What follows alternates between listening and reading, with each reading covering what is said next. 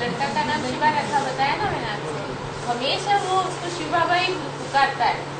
मैं यही बोलती हूँ, तू अनजाने में भी बोलो, मगर बुलाता तो शिव बाबा को।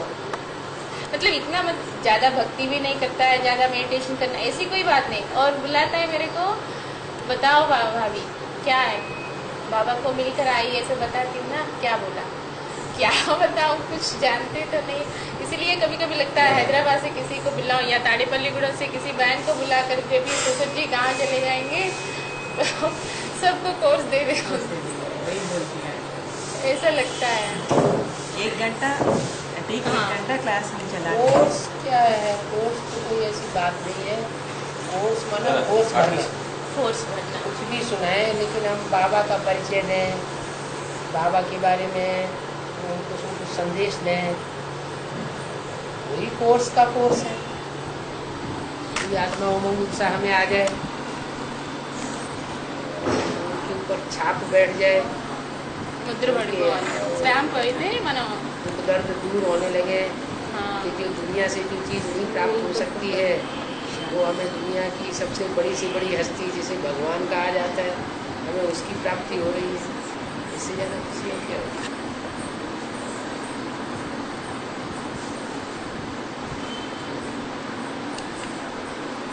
पहला तो परिचय निराकार का देना, आत्मा निराकार है, निराकार आत्माओं का बाप निराकार है, आत्मा बिंदी है, ज्योति बिंदु आत्माओं का बाप वो भी ज्योति बिंदु है। आत्मा को अपने भारतीय परंपरा में गीता में अणुमणियान सम इस रूप में बोला गया है। भगवद गीता अणु से भी अणुरूप है आत्मा, माने अति सूक्ष्म है, जिसकी यादगार में मस्तक में बिंदी लगाते हैं, आत्मा यहाँ टिकी हुई है, उसकी यादगार में टीका लगाते हैं। तो वो आत्मा का परिचय और आत्माओं के बाप परमात्मा शिव ज्योति बिंदु का परिचय, वो बेसिक नॉलेज है।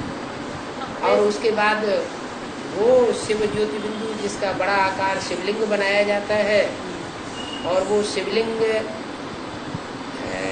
कैसे साकार में प्रवेश करके साकारी कर्मेंद्रियां होते हुए भी निराकारी स्टेज में कैसे रहता है, साकार में प्रवेश करके साकार शरीर में रहते हुए भी निराकारी स्टेज में कैसे रहता है। సాకారంలో భగవంతుడు ప్రవేశించినప్పటికీ ఆ సాకార कान శరీరంలో है, నిరాకారంగా ఎలా ఉంటాడు, कान है, చెవులు ఉన్నాయి, फिर भी कान होते हुए भी कानों से जैसे सुनते हुए न सुनना, है ना।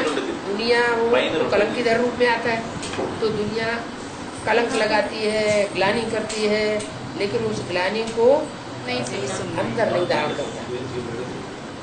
तो ऐसे कान मजबूत करना, మన చెవులు అంత ये గట్టిగా उस निराकार का काम है।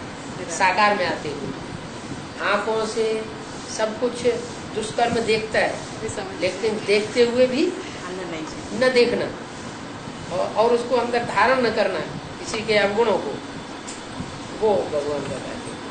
निराकार जो पहली आत्मा इस सृष्टि पर संसार में प्रत्यक्ष होती है निराकारी स्टेज में, उसका काम।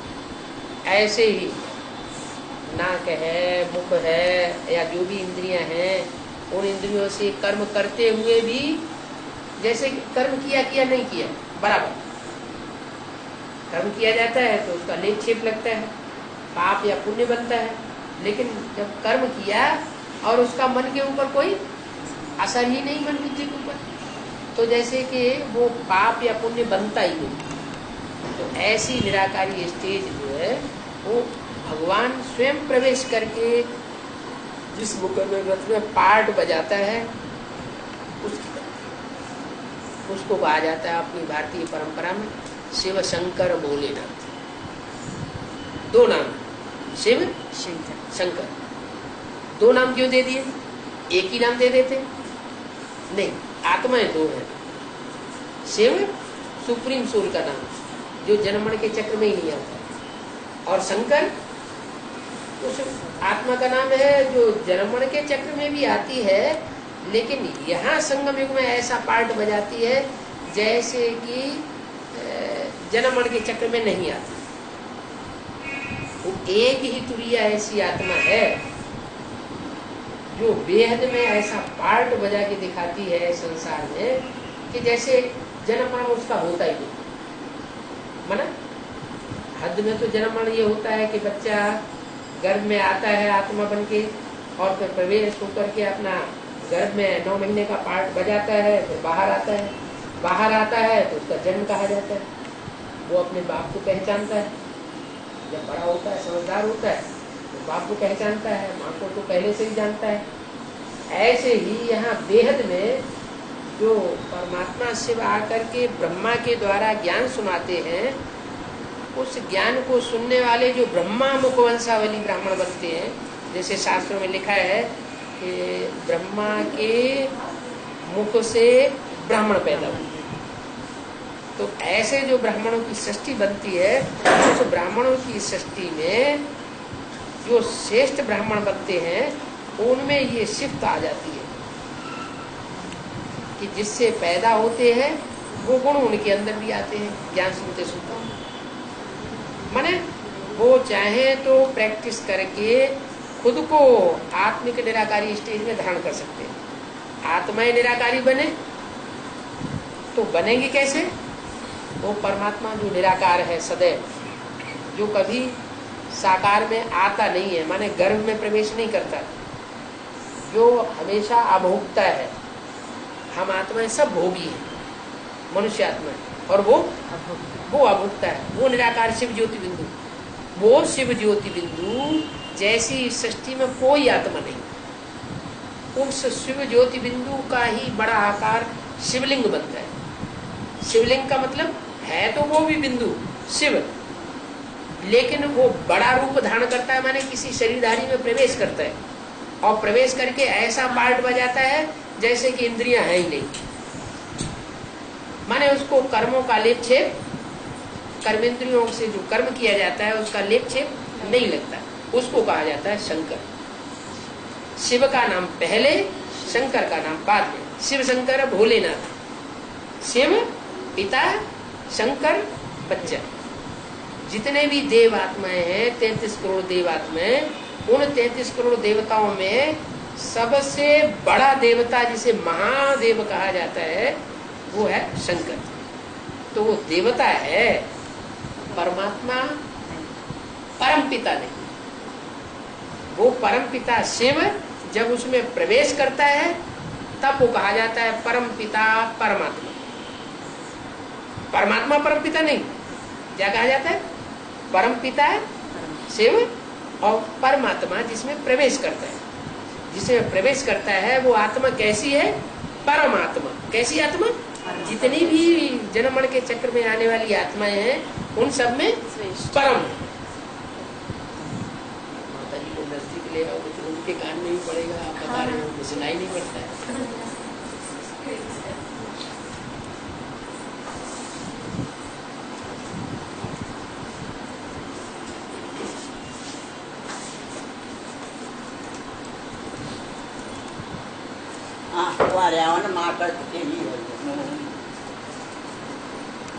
तो कान की मशीन भी बनवाई है क्या? है अभी मशीन लगी हुई है। फिर भी वो अभी तक जो आप पूछिए, जो कुछ बाबा बोल रहे थे वो आप सुन रहे थे क्या? ఏమన్నా వినిపించిందా? బాబా చెప్పింది మీకు వినిపించిందా? नसें बहुत वीक हो गई है, मशीन वीक हो गई है। नसें बहुत वीक हो गई बाबा।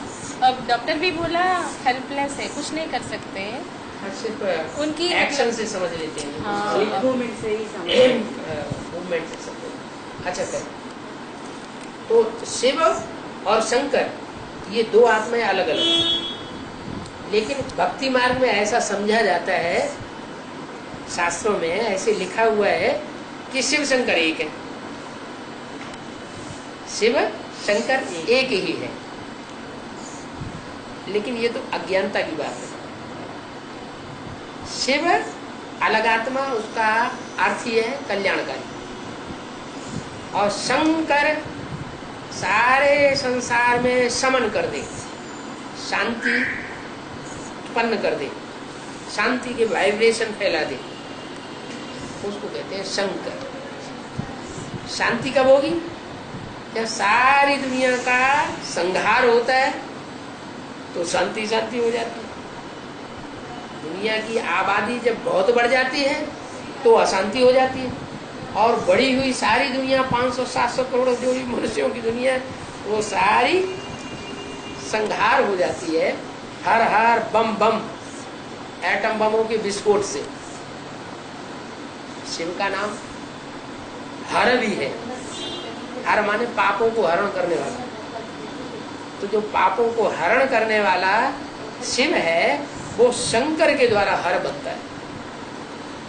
ज्योति बिंदु रूप में कभी हर नहीं बन सकता, माने पापों का हरण नहीं कर सकता।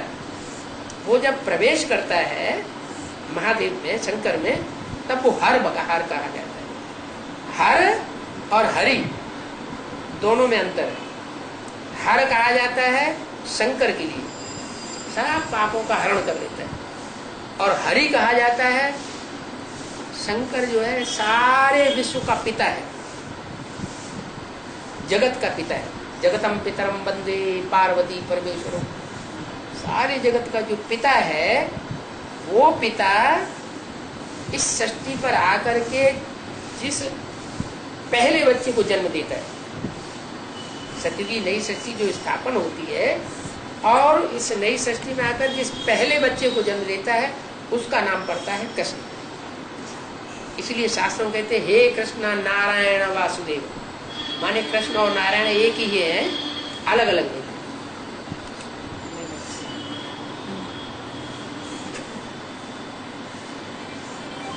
वो कृष्ण 16 कला संपूर्ण जो इस सृष्टि का पहला पत्ता बनता है। सृष्टि रूपी वृक्ष है, वो सृष्टि रूपी वृक्ष का पहला पत्ता कृष्ण, उसको 16 कला संपूर्ण कहा जाता है।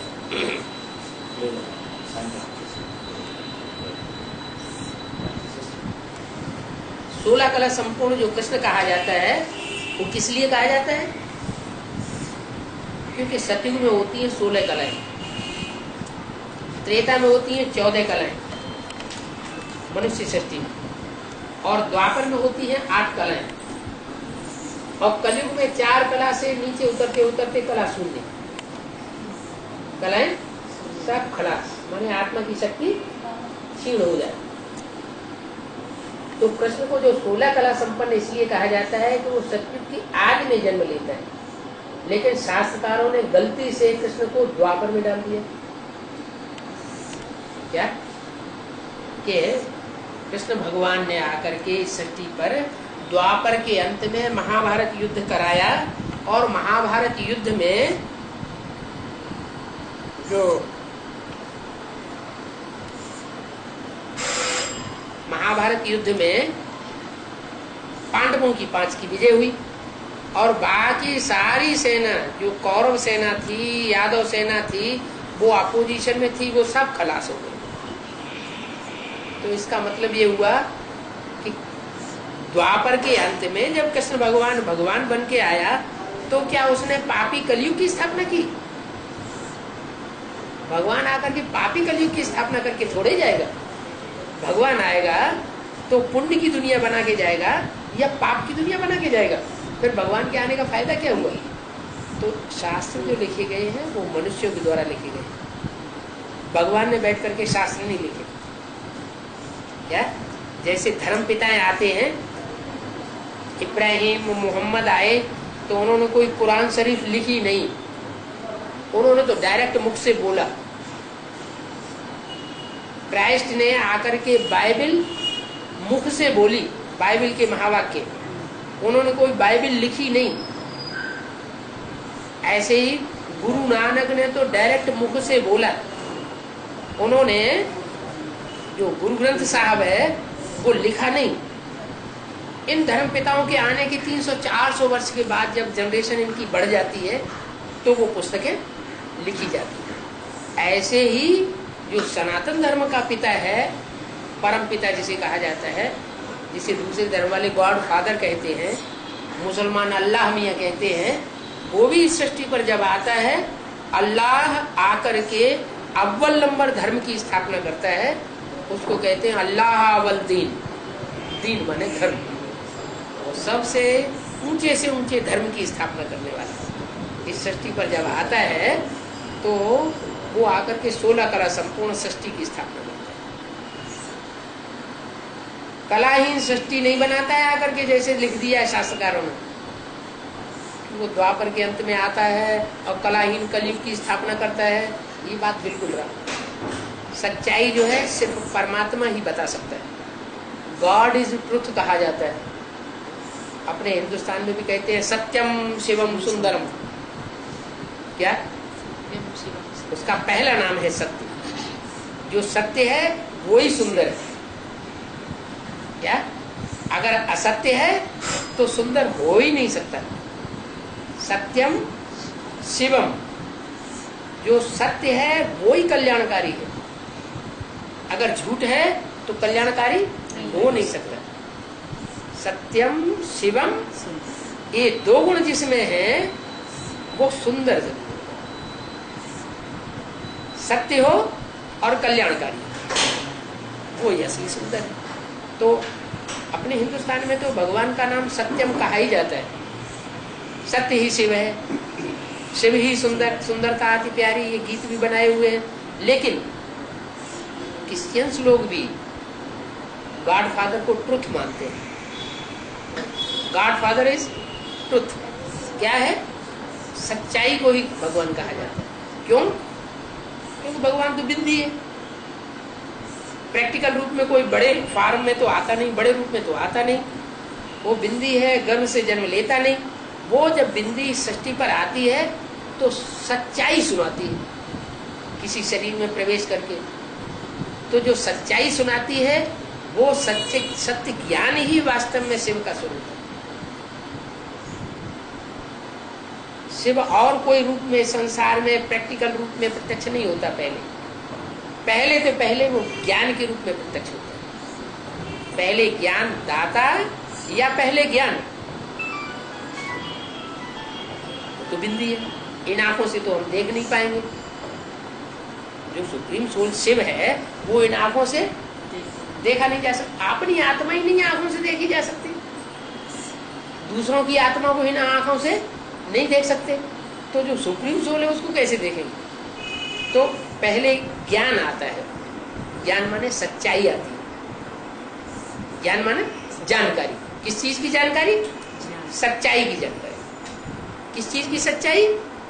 आत्मा क्या है, परमात्मा क्या है, ये सारी सृष्टि चक्र क्या है, इसके बारे में जो जानकारी है वो जानकारी, ज्ञान ही ज्ञान है। ज्ञान है वो ज्ञान, उसको कहा जाता है पहले रूप में। जो ज्ञान बेसिक रूप में आता है उसका नाम शास्त्रों में मुरली देवी है। क्या? भगवान ने आकर के जो बेसिक रूप में ज्ञान सुनाया उसका नाम है मुरली।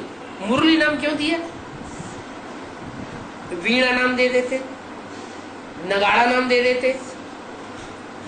क्यों नहीं दिया? इसलिए नहीं दिया कि दुनिया में जो भी माँ बाप होते हैं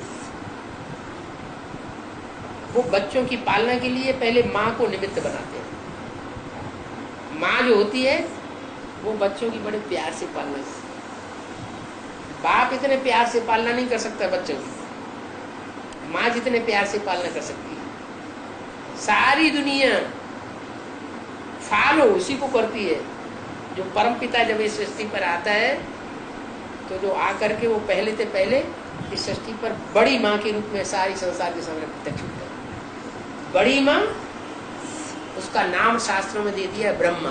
ब्रह्मा माने बड़ी, माँ माने वो सुप्रीम सोल इस सृष्टि में आकर के जिस तन में प्रवेश करता है, प्रवेश करके इस संसार में पहले पहले प्रत्यक्ष होता है, वो माँ का रूप है।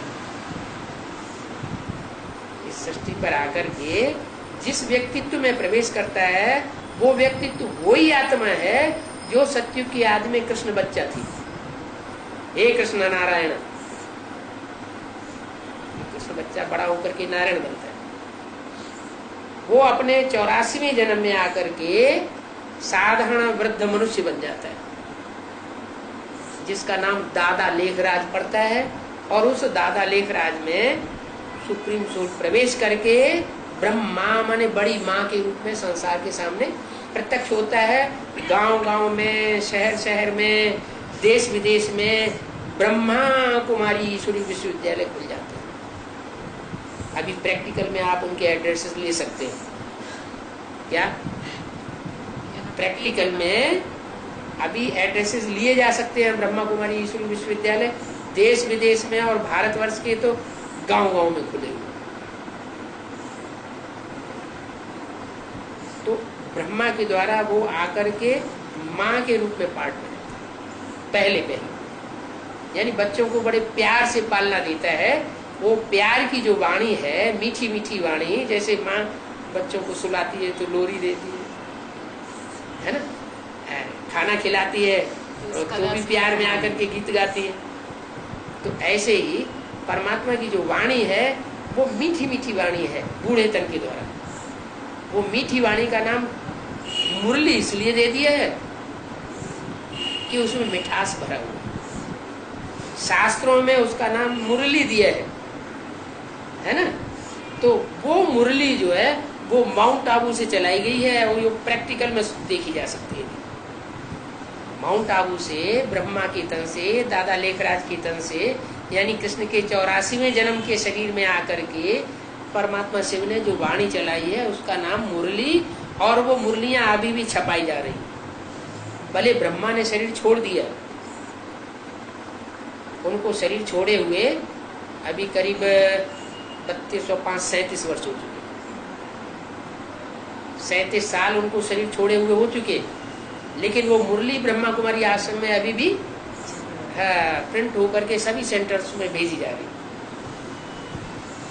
वो जो मुरली भेजी जा रही है उस मुरली में ही लिखा हुआ है कि मुरली जो है वो 3 प्रकार का असर करने वाली है। फर्स्ट क्लास मुरली वो है जो बाबा मुख से डायरेक्ट सुनाते हैं। क्या? जो शिव है, सुप्रीम सोल, किसी साकार तन में आकर के डायरेक्ट मुरली सुनाता है, वो है फर्स्ट क्लास मुरली। और सेकंड क्लास मुरली वो है कि जो डायरेक्ट मुख से सुनाई है वो टेप रिकॉर्डर में नूद हो जाती है। माने जैसा सुनाई है वैसा ही टेप रिकॉर्डर सुनाएगा। और गुड सेकंड क्लास वो है जो अभी VCD में, DVD में उसका चित्र भी देखने को मिलता है। वाइब्रेशन नहीं मिलेंगे, लेकिन हलन चलन एक्ट वो सारी देखने में आएगी, तो ज्यादा गहराई से समझी जा सकती है। वो गुड सेकंड क्लास। और थर्ड क्लास मुरली वो है जो भगवान बाप बोलते हैं और वो प्रिंट में, मशीन में प्रिंट हो जाती है। तो उसमें बाबा की ज्यों की त्यों वाणी नहीं होगी बोली हुई, क्योंकि जो प्रिंट करेगा वो पहले शॉर्ट हैंड कर किया होगा। उसने बोलते समय किसी ने शॉर्ट हैंड किया होगा। शॉर्ट हैंड करते समय गलतियां हो जाएंगी। शॉर्ट हैंड करने के बाद फिर उसको साइक्लो स्टाइल या प्रिंट में डालेगा तो कुछ न कुछ अंतर पड़ेगा, क्योंकि लिखने वाले से गलती। जब शॉर्ट हैंड को वो प्रतिलिपि बनाएगा तो उसकी गलतियां होंगी। कुछ प्रिंट करने वाला जो कंपोज करता है वो गलतियां करेगा, तो उसका रूप बदल जाता है। जैसे दूध का भरा हुआ घड़ा हो और उस घड़े में एक बूंद सांप का बूंद डाल दिया जाए, विष का, तो सारा क्या हो जाएगा?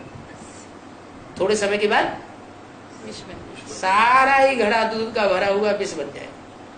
ऐसे ही भगवान की जो वाणी है उसमें अगर थोड़ा भी मेच्योरिटी हो गई गलती से भी, तो थोड़े समय के बाद वो सारा ही विषैला हो जाता है। ईश्वरीय ज्ञान वो ईश्वर का ज्ञान नहीं रह जाता। तो इसलिए आप जो अभी बता रहे थे कि हम पढ़ते हैं, क्या करें? वो पढ़ा हुआ जो है वो एक्यूरेट नहीं है, क्योंकि वो प्रिंट करने में गलतियां होती हैं। जो टैप रिकॉर्डर सुनाता है वो एक्यूरेट है, और जो VCD से हमारे सामने आता है या DVD से हमारे सामने आता है वो थोड़ा और रिफाइंड है। तो अगर सन्मुख हमको नहीं मिलता है, क्योंकि ब्रह्मा ने तो शरीर छोड़ दिया, उनको तो शरीर छोड़े हुए 35-40 वर्ष होने जा रहे हैं, तो वो साकार ब्रह्मा का तंतु गया। हो सकता है सुनने वालों में से कोई ने पूर्व जन्म में सुना हो क्या? क्योंकि पूर्व जन्म तो आज से 69-70 साल पहले, सन 36 में, आज से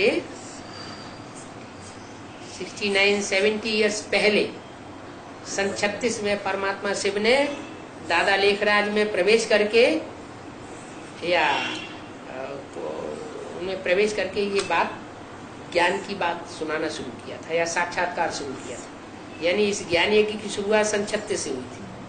तो उस समय से लेकर के अब तक अगर किसी की आयु 69 या 70 से कम है, तो हो सकता है उसने पूर्व जन्म में सुना हो।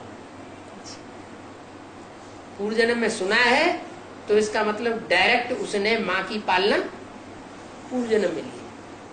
अब माँ के रूप में जो मीठी तान सुनाने वाली हस्ती थी वो तो चली गई। अब क्या वास्तव में जो ब्रह्मा कुमारी के अंदर ज्ञान चल रहा है, ब्रह्मा कुमारी आश्रम में, उस ज्ञान को सुनने वाले जो हैं वो आत्माएं क्या डायरेक्ट भगवान के वचन से नहीं सुन सकती? भगवान क्या ज्ञान सुना करके ही चला जाता है? जैसे धर्म पिताएं आते हैं, अपना ज्ञान सुनाते हैं, धर्म की स्थापना करते हैं और चले जाते हैं, ऐसे ही भगवान भी आयाराम गयाराम हो जाता है, सृष्टि में परिवर्तन करके नहीं जाता। क्या नई दुनिया बना के भगवान नहीं जाता? जैसे और धर्म पिताएं आए और आकर के चले गए और दुनिया नीचे गिर रही, तो क्या भगवान भी ऐसे ही करता है? भगवान तो ऐसा नहीं कर सकता। भगवान आएगा तो अपना काम पूरा करके जाएगा। और भगवान ही एक ऐसी हस्ती है कि जो पुरानी सृष्टि को, नरक की दुनिया को स्वर्ग बना करके जाता है। इब्राहिम आए, वो भी धर्म पिता हुए, उन्होंने इस्लाम धर्म स्थापन किया। महात्मा बुद्ध आए, वो भी धर्म पिता हुए, बौद्ध धर्म स्थापन किया। क्राइस्ट आए, वो भी धर्म पिता हुए, धर्म की स्थापना की, क्रिश्चियन धर्म स्थापन किया। कितने बड़ी बड़ी हस्तियां आई और दुनिया के इतनी जनरेशन उनकी फैली हुई है। उनको उन्होंने आकर के पढ़ाई और पढ़ाई पढ़ा करके गए और उसके बाद दुनिया, जनरेशन उनकी नीचे गिरने लगी। तो क्या भगवान भी ऐसा ही करके जाता है? नहीं। भगवान इस सृष्टि पर आता है तो जिनको पढ़ाई पढ़ाता है वो पढ़ाई पढ़ने वाली आत्माओं में नंबर 1 होती है। जो भी सन्मुख बैठ करके पढ़ाई पढ़ती है उनमें 2 तरह की होती है। एक तो माँ के रूप में सन्मुख बैठ करके सुनती है। भगवान जब माँ के रूप में आता है, शास्त्रों में लिखा ना, तुमेव माता च पिता तुमेव, श्लोक है ना। तो भक्ति मार्ग में जो गाते हैं तुमेव माता च पिता, भगवान के लिए गाते हैं ना। तो भगवान माता भी बनता है, भगवान पिता भी बनता है। माता किसके थ्रू बनता है? ब्रह्मा के थ्रू। लेकिन माँ के थ्रू वो सिर्फ ज्ञान का डोज देता है, माने ज्ञान का दूध पिलाता है। बच्चों को बच्चे के रूप में पालना देता है, माँ के रूप में बेसिक नॉलेज देता है, लेकिन ऊंची पढ़ाई नहीं पढ़ाती। माँ जो है बेसिक नॉलेज की घर में बैठे पढ़ाई पढ़ाएगी। जब BA MA की पढ़ाई पढ़ी जाती है तो बच्चा क्या माँ से पढ़ता है? तो ऊंची पढ़ाई पढ़ने के लिए जाना पड़ता है ना, एडवांस में। तो ऐसे ही परमात्मा शिव भी सिर्फ ब्रह्मा के तन में आकर के मुरली चला के नहीं चला जाता है। वो तो एक मूर्ति का कार्य हुआ। शिव के लिए तो कहते हैं त्रिमूर्ति शिव। इस सृष्टि के देवताएं हैं, उनकी संख्या है 33 करोड़। और 33 करोड़ देवताओं में श्रेष्ठ देवताएं हैं अष्टदेव, और अष्टदेवों से भी श्रेष्ठ हस्तियां जो हैं वो हैं त्रिदेव, ब्रह्मा विष्णु महेश। शंकर। तो ब्रह्मा के द्वारा कार्य करके नहीं चला जाता, ब्रह्मा के द्वारा ब्राह्मण धर्म की स्थापना करके फिर वो जो ब्राह्मणों की सृष्टि तैयार होती है, उस ब्राह्मणों की सृष्टि में चुनाव करता है श्रेष्ठ आत्माओं का। क्या? श्रेष्ठ आत्माओं का चुनाव करता है। पढ़ाई पढ़ाता है ना, तो जो पढ़ाई पढ़ने वाले टीचर्स होते हैं, पढ़ाई पढ़ाने वाले टीचर्स होते हैं, वो एग्जाम भी तो लेते हैं बच्चों का। एग्जाम लेते हैं तो उनके नंबर भी तैयार होते हैं। क्लास में नंबरिंग होती है कि नहीं? कोई बच्चे क्लास में अव्वल नंबर लेते हैं,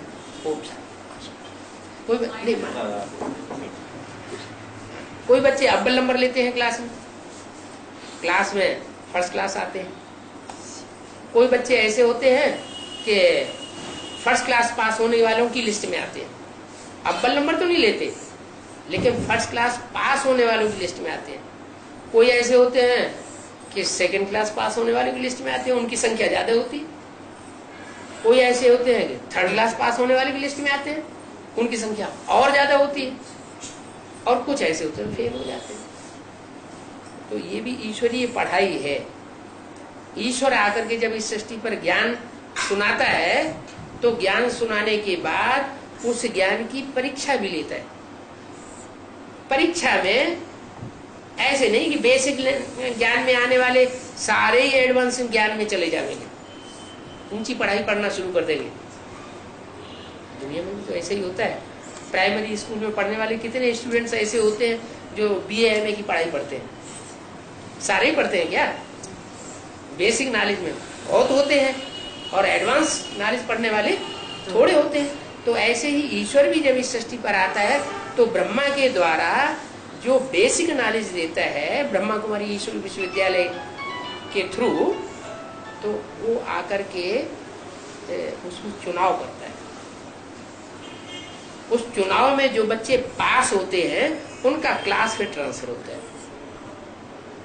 बेसिक नॉलेज से वो बच्चे एडवांस नॉलेज में जाते हैं, ऊंची पढ़ाई में। तो जिनका क्लास ट्रांसफर होगा उनका स्थान भी बदल जाएगा और टीचर्स भी बदल जाएंगे कि वही टीचर्स रहेंगे। टीचर्स बदलते हैं ना। तो ऐसे ही इस ईश्वरीय ज्ञान में ब्रह्मा और सरस्वती जो निमित्त बने थे ब्राह्मण धर्म की स्थापना करने के लिए, वो तो चले गए। उनके चले जाने के बाद फिर दूसरी मूर्ति में परमात्मा से प्रवेश करता है। वो दूसरी मूर्ति कौन?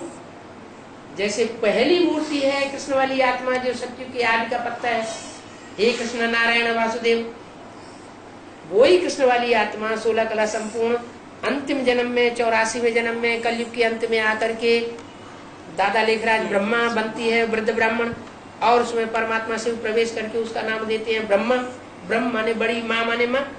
ऐसे ही वो ब्रह्मा जब शरीर छोड़ देता है 69 18 जनवरी को शरीर छोड़ दिया, उसके बाद परमात्मा शिव दूसरी मूर्ति में प्रवेश करते हैं। वो दूसरी मूर्ति भी राम वाली आत्मा है जो त्रेता में राम कही जाती है। वो ही आत्मा जन्म मरण के चक्र में आते आते अंतिम जन्म में कोई साधारण वृद्ध या बटुक ब्राह्मण बनती है। पहले जो योगियों में ईश्वर के रूप में गाए हुए हैं वो है सनत कुमार, सृष्टि के आदि पुत्र। क्या? ब्रह्मा से जो पहले 4 पुत्र पैदा हुए हैं, वो उन 4 पुत्रों का नाम शास्त्रों में सनक, सनातन, सनंदन और सनत कुमार नाम दिया गया। उनमें सबसे बड़े जो हैं वो सनत कुमार गाए गए। सनत कुमार इसलिए बड़े गाए गए, वो ज्ञान में बहुत तीखे थे। तो बड़ा और छोटा, क्योंकि बेहद की सृष्टि तैयार हो रही है, इसलिए ज्ञान के आधार पर जो बड़ा वही बड़ा ठहरा ईश्वर की नजर में। क्योंकि भगवान तो ज्ञानी तु आत्माओं को पसंद करता है, ज्ञानी तू आत्मा है, जैसे रामायण में लिखा ज्ञानी प्रभु प्रवेश प्यारा, ज्ञानी आत्मा है परमात्मा को विशेष प्रिय, भक्त भी प्रिय है, लेकिन जो ज्ञानी बनते हैं वो भगवान को विशेष प्रिय है, क्योंकि भगवान तो बुद्धिमानों की बुद्धि है, बुद्धि ज्ञान का विषय है। तो ज्ञान माना जानकारी, जानकारी लेने में जो सबसे तीखे जाते हैं। भगवान का प्रैक्टिकल रूप और कोई चीज नहीं होती है, भगवान तो आकर के जो ज्ञान सुनाता है वो उसका प्रैक्टिकल स्वरूप है। भगवान तो ज्योति बिंदु है, वो बिंदु का आकार शिवलिंग दिखाया गया है। शिवलिंग जो है वो गांव गांव में शहर शहर में उसका रूप बना हुआ है, निराकार किया गया। वो जनमण के चक्र में नहीं आता है, जनमण के चक्र में वो आत्माएं आती हैं जिनमें वो प्रवेश कर सकता है। तो जिनमें प्रवेश करता है उन आत्माओं को वो फर्स्ट क्लास रूप में संसार के सामने प्रवेश करता है, प्रत्यक्ष करता है। वो हैं भगवान की पढ़ाई पढ़ने वाले 108 श्रेष्ठ आत्माएं, जो माला के मणकों के रूप में हर धर्म में सुमिरण किए जाते हैं। आज भी कोई धर्म ऐसा नहीं है, नास्तिक धर्म को छोड़ करके, रसिया को छोड़ करके, जहां माला न स्मरण की जाती है। माला की जो 108 मणके हैं वो उन श्रेष्ठ आत्माओं की यादगार हैं, जो हर धर्म से आत्माएं चुनी जाती हैं और चुन करके ब्रह्मा कुमारी ईश्वर विश्वविद्यालय में आकर के ब्राह्मण बनते हैं। उन्हीं ब्राह्मणों में से, बेसिक नॉलेज लेने वालों में से फिर चुनाव होता है, तो वो एडवांस में आते हैं। और वो एडवांस में आने वाली जो आत्माएं हैं वो दूसरी मूर्ति, जो शंकर की मूर्ति कही जाती है, माने राम वाली आत्माएं ही इस कलयुग के अंतिम जन्म में जब एटम बम तैयार होते हैं तो उस समय हर हर बम बम का नारा प्रैक्टिकल में साबित करने वाली शंकर की मूर्ति साबित होती है। शंकर को महादेव क्यों कहा जाता है? दूसरी देवताओं को महादेव क्यों नहीं कहा गया? जो बड़ा काम करेगा वो बड़ा देवता कहा जाएगा। बड़ा काम कौन? दूसरे धर्म के धर्म पिताएं जितने भी हुए हैं उन्होंने वो बड़ा काम नहीं किया। जितना बड़ा काम परमात्मा सेवक शंकर के द्वारा करा दिया था। कौन सा कार्य? सब धर्म पिताओं ने आकर के अपने अपने धर्म की स्थापना की है, अपने अपने धर्म की धारणाओं को सुनाया है और धर्म की स्थापना करके चले गए। पुरानी परंपराओं को किसी ने नष्ट नहीं किया, पुराने जो धर्म चले आ रहे हैं उनको नष्ट नहीं किया। जब पुरानापन खत्म नहीं होगा और नया धर्म स्थापन हो गया तो दोनों में क्या होगा? टकराहट ही तो होगी। तो इब्राहिम आए, उन्होंने इस्लाम धर्म स्थापन कर दिया। सनातन धर्म तो भारतवर्ष में पहले से ही स्थापन था। महात्मा बुद्ध आए, उन्होंने बौद्ध धर्म स्थापन कर दिया। क्राइस्ट आए, उन्होंने क्रिश्चियन धर्म स्थापन कर दिया। गुरु नानक आए, उन्होंने सिख धर्म स्थापन कर दिया। जितने भी धर्म पिताएं आए उन्होंने अपना अपना धर्म की धारणा स्थापन कर दी और एक नया वाद चला दिया। पुरानेपन का, पुरानी कुरीतियों का नाश किसी ने भी नहीं किया। वो कार्य शंकर के द्वारा परमात्मा आकर कराते। सब अधर्मों का विनाश, धर्म के नाम पर जो वितंडावाद फैलाने वाले जितने भी अधर्म बन गए हैं उन सब अधर्मियों का विनाश और सब धर्म की स्थापना ब्रह्मा के द्वारा परमात्मा आके कराता है। तो ब्रह्मा के द्वारा श्रेष्ठ ब्राह्मण तो तैयार हुए पड़े हैं, लेकिन उनकी प्रत्यक्षता तब तक नहीं हो सकती जब तक ढेर की ढेर तादाद में जो रावण, कुंभकर्ण, मेघनाथ जैसे दुष्ट ब्राह्मण भी पैदा हो जाते हैं। साथ साथ श्रेष्ठ ब्राह्मणों की संख्या थोड़ी होती है जो ब्रह्मा के मुख से पैदा होते हैं, मुखवंशावली ब्राह्मण बनते हैं, जो ब्रह्मा के मुख से निकले हुए ज्ञान को ज्यादा महत्व देते हैं, ब्रह्मा के चोले को ज्यादा महत्व नहीं देते। ब्रह्मा के शरीर को, देह को प्यार नहीं करते, ब्रह्मा कुमार कुमारियों की देह को प्यार नहीं करते, लेकिन ब्रह्मा के मुख से निकली हुई भगवान की वाणी को ज्यादा प्यार करते हैं, महत्व देते हैं। वो मुखवंशावली ब्राह्मण गुरु वशिष्ठ और विश्वामित्र जैसे थोड़े होते, सप्तऋषि जिन्हें कहा जाता है, और बाकी सब आसुरी ब्राह्मण तैयार हो जाते हैं, ढेर की ढेर तादाद। ये प्रैक्टिकल में अभी साबित होने वाला है। ब्रह्मा के द्वारा ब्रह्मा कुमारी ईश्वरी विश्वविद्यालय जो देश में, गांव-गांव में और विदेशों में भी जो फैला हुआ है, उसमें अच्छे से अच्छे तबक्के के भी ब्राह्मण हैं, लेकिन थोड़े हैं, और खराब से खराब तबक्के के भी ब्राह्मण हैं जो बहुत तादाद में। इसलिए ब्रह्मा के द्वारा जो मुरली बोली है, उसी में बाबा ने बोल दिया है कि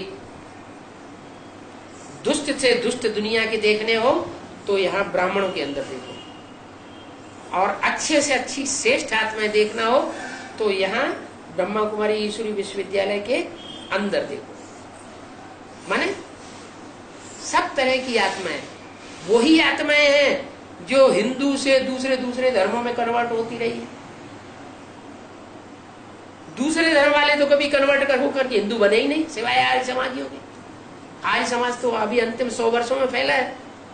उससे पहले जितने भी धर्म पिताएं आए, वो सब हिंदुओं में से ही कन्वर्ट करके अपना धर्म बढ़ाते रहे, संख्या बढ़ती रही दूसरे धर्म वालों की, और हिंदुओं की संख्या कम होती रही।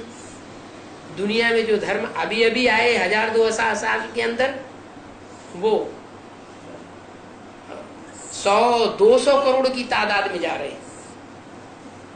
और देवताओं की, देवता धर्म की जो आत्माएं हैं जो हिंदू कही जाती हैं, उनकी संख्या 33 करोड़। संख्या किसकी ज्यादा होनी चाहिए? पुराने धर्म की संख्या ज्यादा होनी चाहिए, या जो नए नए धर्म दुनिया में आए उनकी संख्या ज्यादा होनी चाहिए? पुराने धर्म की संख्या ज्यादा होनी चाहिए। उनकी संख्या कम क्यों हो गई? क्योंकि दूसरे धर्मों में कन्वर्ट होते रहे। कन्वर्ट क्यों होते रहे? वही आत्माएं कन्वर्ट होती है जो पहली चतुर्युगी, जो उससे पहले हुई है, पूर्व कल्प में। दूसरे धर्मों से खींच करके परमात्मा ने उन श्रेष्ठ आत्माओं को, दूसरे धर्म की श्रेष्ठ आत्माओं को खींच करके ब्राह्मण बनाया था। वो ही ब्राह्मण आत्माएं अभी नंबरवार नौकरियों के ब्राह्मण तैयार हो गए। शास्त्रों में लिखा हुआ है ब्राह्मणों की नौकरियां होती है।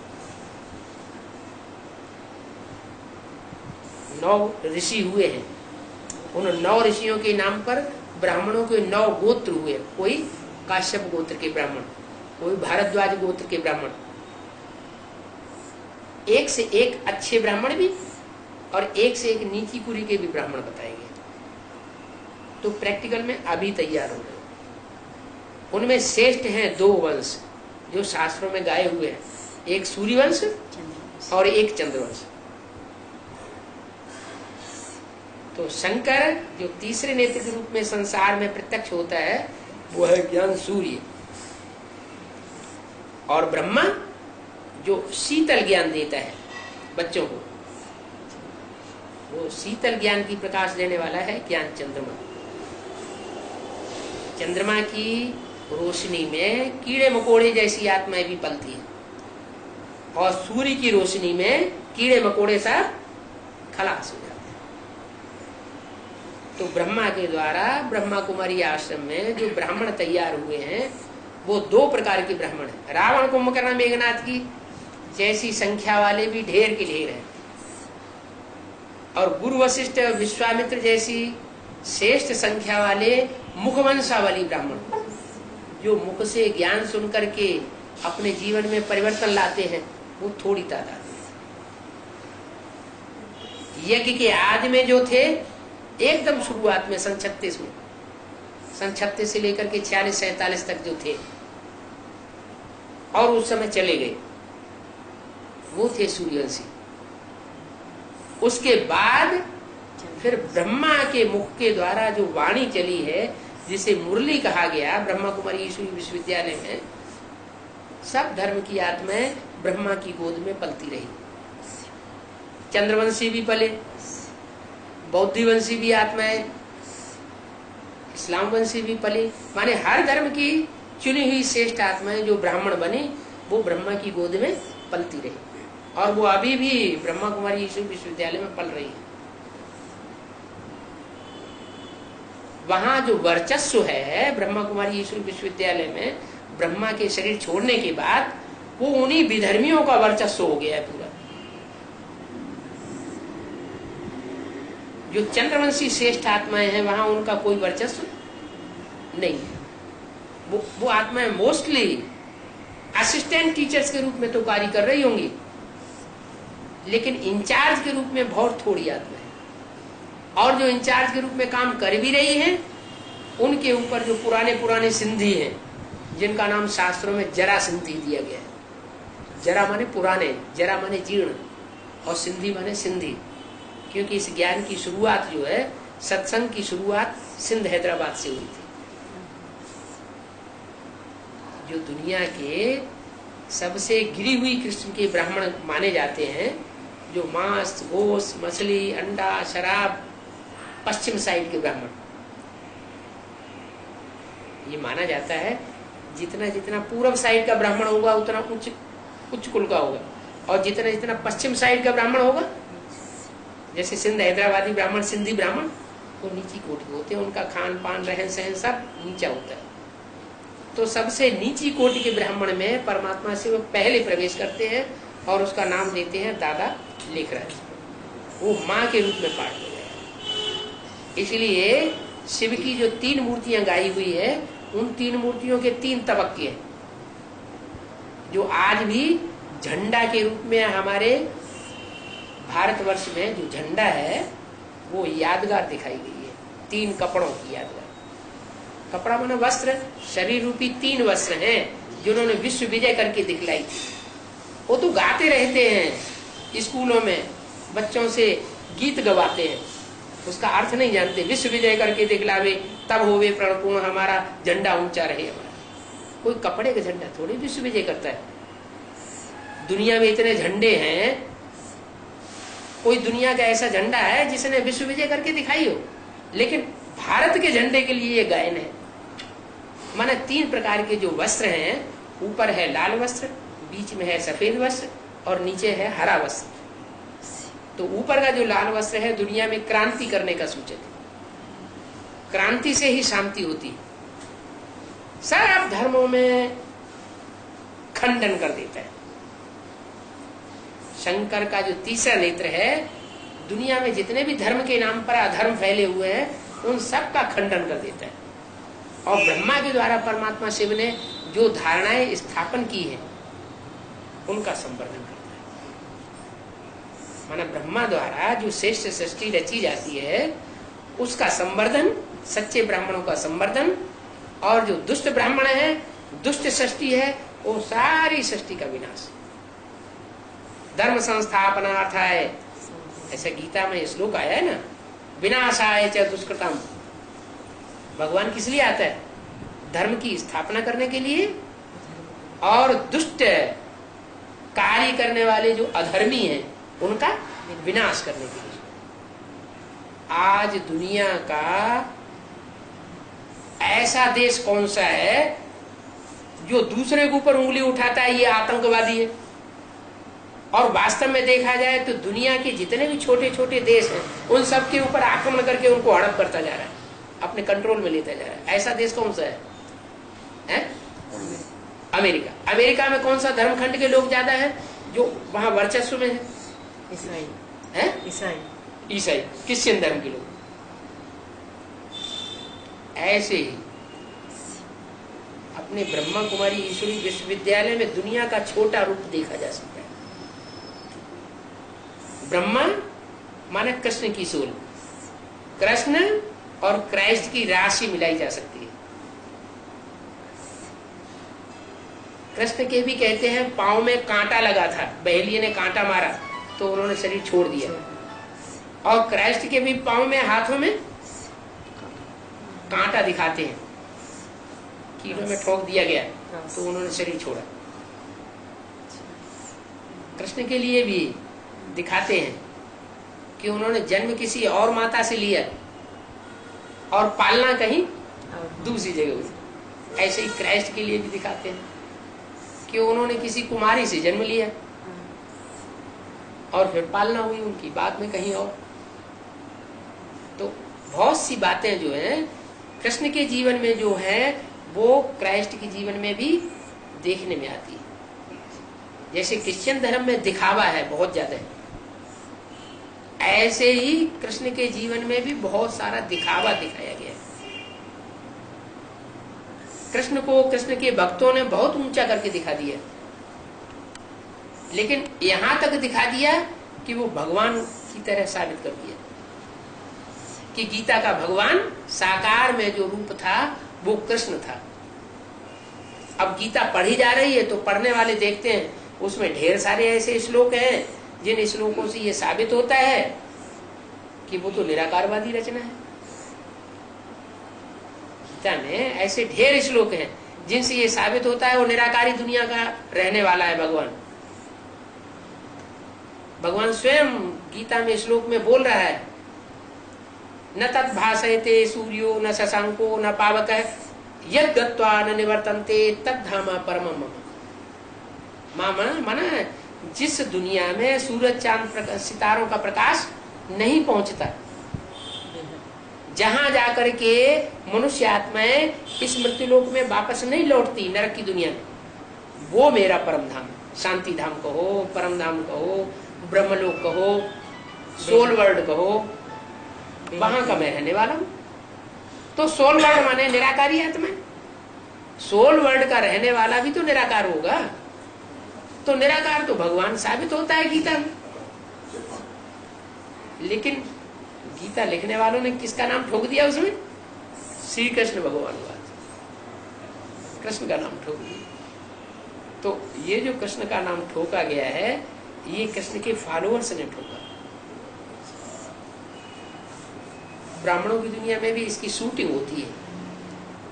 परमात्मा शिव जब इस सृष्टि पर आते हैं तो शूटिंग कराते हैं संगम युग में, कलयुग के अंत और सतयुग के आदि में 5000 वर्ष का जो भी ड्रामा है, 4 युगों का, सतयुग, त्रेता, द्वापर, कलयुग, इन चारों युगों की 4 सीन की शूटिंग कराते हैं।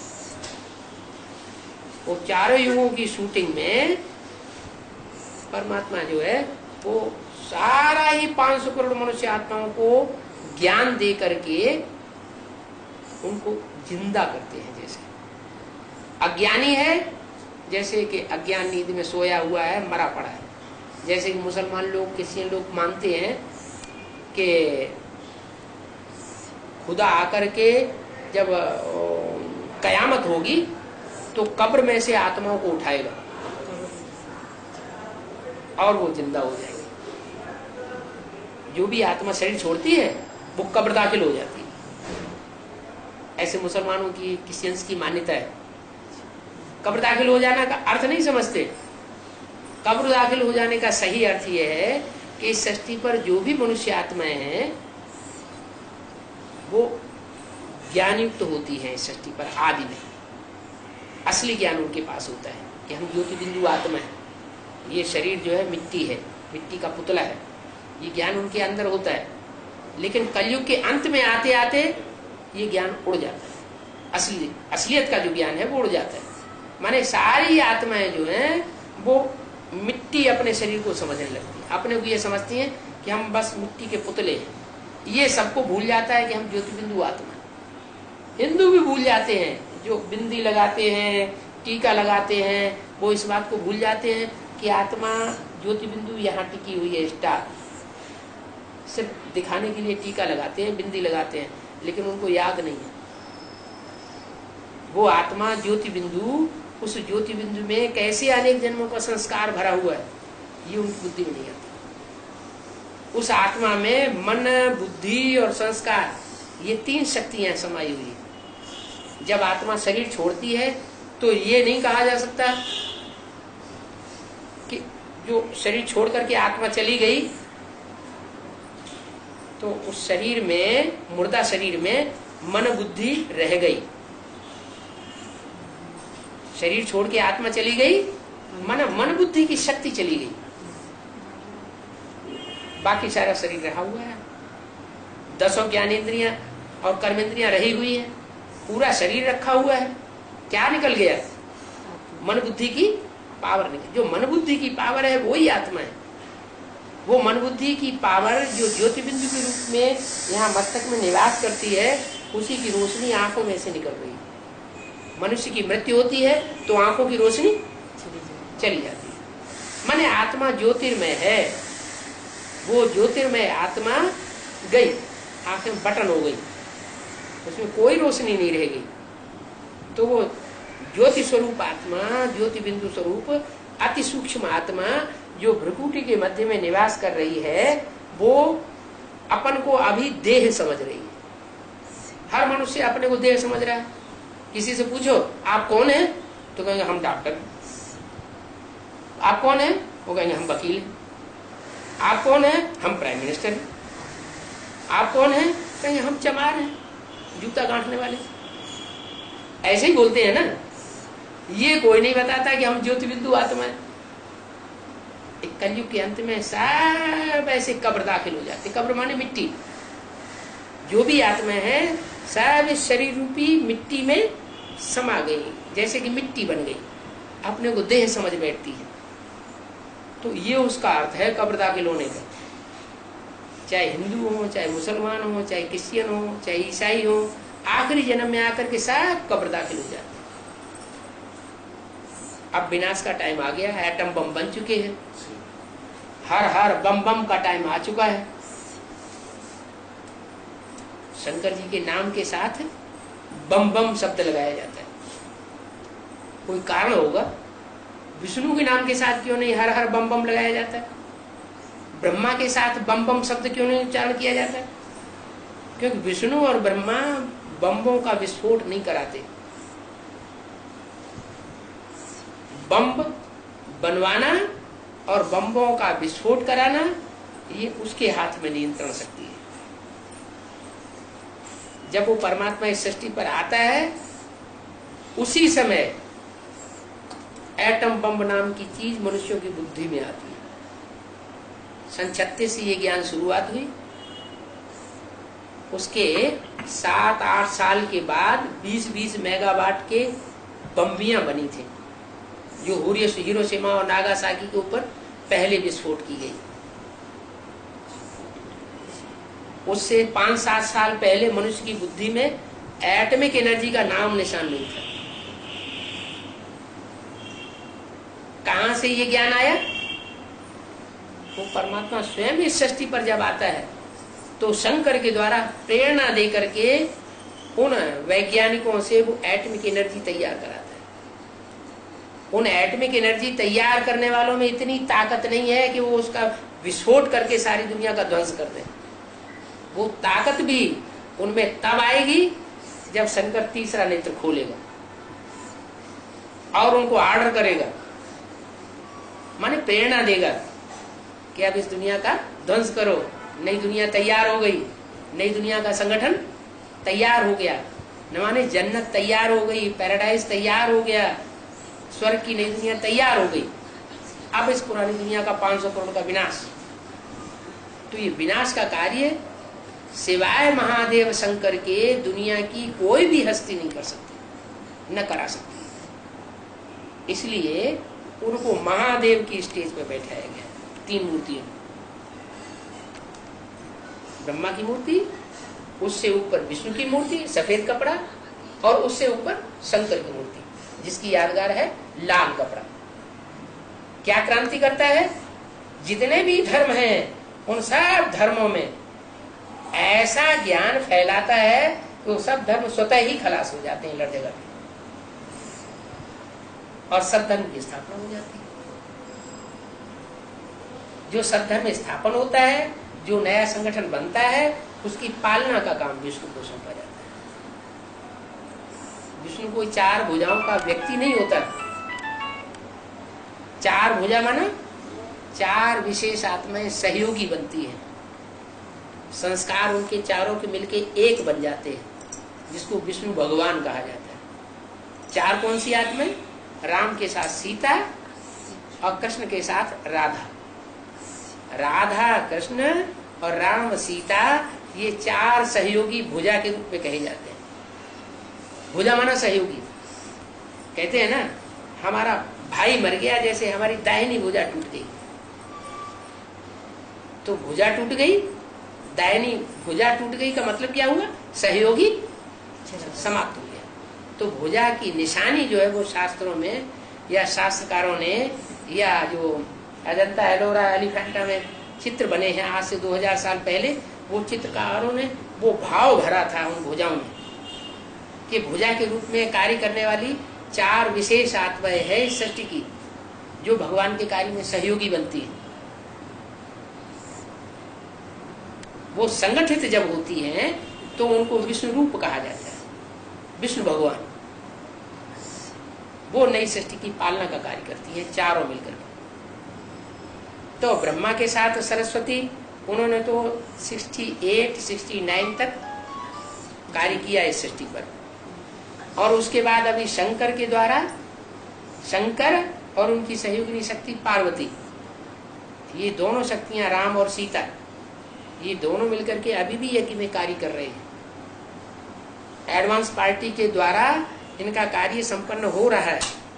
और संपन्न होने के बाद जैसे ही वो एडवांस संगठन तैयार हो जाएगा, वैसे ही ब्राह्मणों के संगठन की जो पुरानी दुनिया है, जिसकी सत्ता असुरों के हाथ में चली गई, कन्वर्टेड ब्राह्मणों के हाथ में चली गई, वो कन्वर्टेड ब्राह्मण जो कम कला के ब्राह्मण होते हैं और द्वापर युग से दूसरे धर्मों में कन्वर्ट हो जाते हैं, भारत का नाम बदनाम कराते हैं, दूसरे धर्म पिताओं और उनके फॉलोअर्स का नाम बाला करते हैं और भारत को धोखा दे जाते हैं पावरफुल आत्माएं, क्योंकि भगवान का ज्ञान उन्होंने भी कभी लिया था, लेकिन पावरफुल होने पर भी वो ज्ञान की गहराई को नहीं पकड़ते। ज्ञानदाता ने जिसमें प्रवेश करके ज्ञान दिया है उस व्यक्ति का आधार लेते हैं। क्या? परमात्मा शिव है ज्ञान सुनाने वाला, और वो प्रवेश करता है राम और कृष्ण में। कोई राम कृष्ण का भगत बन जाए और शिव को कोई महत्व ना दे। एक तो है शिव को महत्व देने वाली आत्मा, और एक है रामकृष्ण देहधारियों को महत्व देने वाली आत्मा है। तो कौन सी श्रेष्ठ हुई? जो मुख से सुने हुए ज्ञान को महत्व दे, वो है शिव को महत्व देने वाले, क्योंकि ज्ञान है निराकार चीज। और जो साकार देहधारियों को महत्व दे, वो हुए देह को महत्व देने वाले देह अभिमानी। तो देवान से पैदा होने वाले हुए राक्षस, और ज्ञान से पैदा होने वाले हुए देवताएं। देवताओं की ज्यादा से ज्यादा संख्या है सिर्फ 33 करोड़, जो भगवान के ज्ञान को सुनते हैं और इस सृष्टि पर आकर के सुख का, स्वर्गीय सृष्टि का अनुभव करते हैं। बाकी इतनी दुनिया जो बढ़ी हुई है, 500-700 करोड़ मनुष्य हैं इस दुनिया में, वो सब आसुरी संस्कार वाली आसुरी। अब ये आसुरी दुनिया सब ध्वंस होने वाली है। एटॉमिक एनर्जी बनी ही इसलिए है कि जैसे ही नया संगठन तैयार हो जाए, वैसे ही पुरानी दुनिया का 5-7 रोज के अंदर खेल खलासा हो जाए। वो होगा चतुर्थ विश्व युद्ध। उससे पहले होना है महाभारी महाभारत गृह युद्ध, जिसके आसार अभी भारत में देखे जा रहे हैं। इसका पक्का प्रूफ ये है कि भारतवर्ष में जितनी राजनीतिक पार्टियां पनप रही हैं, उतनी दुनिया के किसी भी देश में राजनीतिक पार्टियों की संख्या ज्यादा नहीं है। तो सब आपस में लड़ रहे हैं। भारतवर्ष में जितने धर्म की आत्माएं ज्यादा से ज्यादा संख्या में पनप रही है, इतनी ज्यादा से ज्यादा धर्मों की संख्या, ज्यादा से ज्यादा धर्म के धर्मावलंबी दूसरे देशों में नहीं। क्रिश्चियन धर्मखंड है तो वहां क्रिश्चियंस ही ज्यादा होंगे, दूसरे धर्मखंड लोग ना के बराबर। बौद्ध धर्मखंड होगा तो बौद्ध धर्म के फॉलोअर्स ही वहां ज्यादा होंगे, जैसे तिब्बत। दूसरे धर्म के लोग उतनी संख्या में, ज्यादा संख्या में नहीं है। एक दुनिया की एक ही ऐसी राजधानी है जहां सब धर्मों ने अपना राज्य गमा किया है, दिल्ली।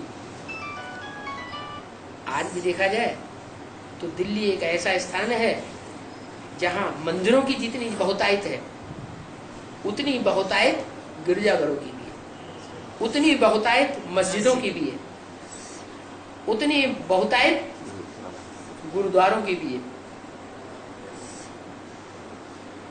माना हर धर्म का वर्चस्व जो है वो भारत में ज्यादा से ज्यादा परसेंटेज में, और दिल्ली उसकी कैपिटल है। तो ये दूसरा धर्म का प्रूफ। तीसरा प्रूफ है, जितने राज्य इस छोटे से देश में हैं और राज्यवाद के आधार पर जितना ये देश आपस में लड़ रहा है, उतना दूसरे किसी देश में इतना झगड़ा नहीं है। जो एमपी के लोग हैं वो अपने राज्य को बहुत बढ़ावा देना चाहते हैं, तमिलनाडु के लोग हैं वो अपने राज्य को बहुत बढ़ावा दे रहे हैं, यूपी के लोग हैं वो यूपी को ज्यादा बढ़ावा देना चाहते हैं, बंगाल के लोग हैं तो बंगाल को ज्यादा बढ़ावा, आंध्र प्रदेश के लोग हैं तो बस तेलुगु देशम पार्टी ही सब कुछ बने संसार में, वो ही सब कुछ है। ऐसा माहौल बनता चला जा रहा है।